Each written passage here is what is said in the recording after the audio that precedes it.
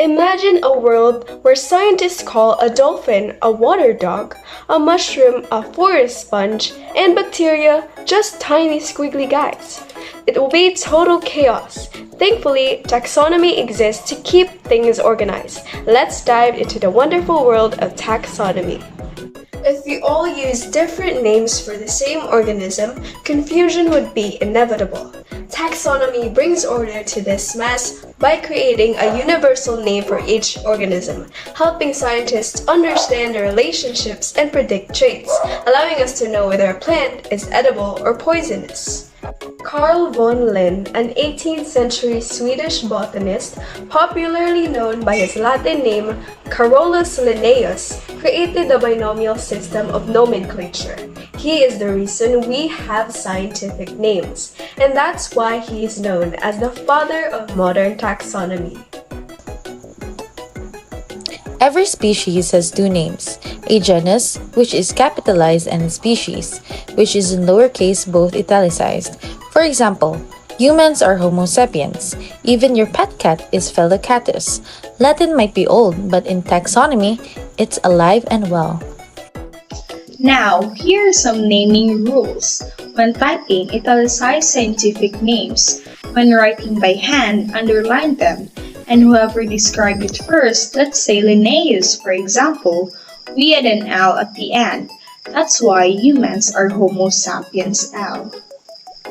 Linnaeus' system includes domain, kingdom, phylum, class, order, family, genus, and species. Oh, that's so many! How can I remember? Well, just remember the mnemonic, Dear King Philip came over for good spaghetti. Easy. Let's start with domain. Life is divided into three domains: bacteria, single-celled, no nucleus; archaea, extremophiles, and eukarya, plants, animals, fungi, and protists. Fun fact, archaea are more closely related to us than bacteria. Did you know? Now, the five major kingdoms are animals, plants, fungi, protists, and bacteria.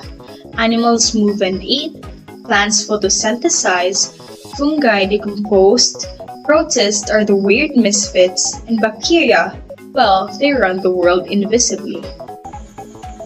Then we have phylum, which are groups of organisms based on key traits. Humans, we are chordata because we have backbones. Insects, arthropoda because of their exoskeleton. Octopuses, mollusca because they are squishy but smart. Now, classes break phyla into even smaller groups. For example, Mammalia includes humans, dolphins, and even bats. Reptiles are cold-blooded and have scales, while birds have feathers and lay hard-shelled eggs. Fun fact, despite their wings, bats are mammals because they nurse their young with milk. Order help refine classification. We primates include humans, monkeys, and lemurs.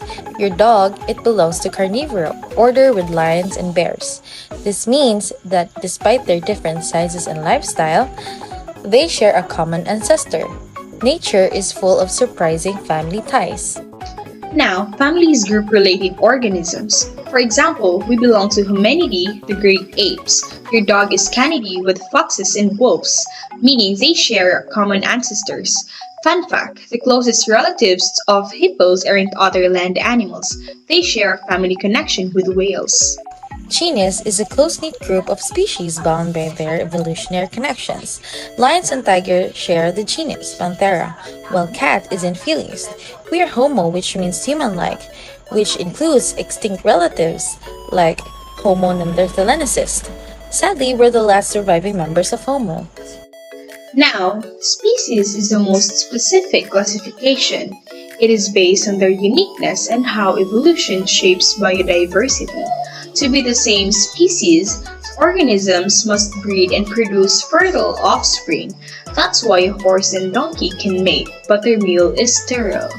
Speaking of classification, some organisms are tricky to place. Take the sponge. It looks like a fungus, but don't be fooled. Sponges are animals, not fungi, because their cells lack a rigid cell wall. They filter feed by pulling in water to extract nutrients. The more we know.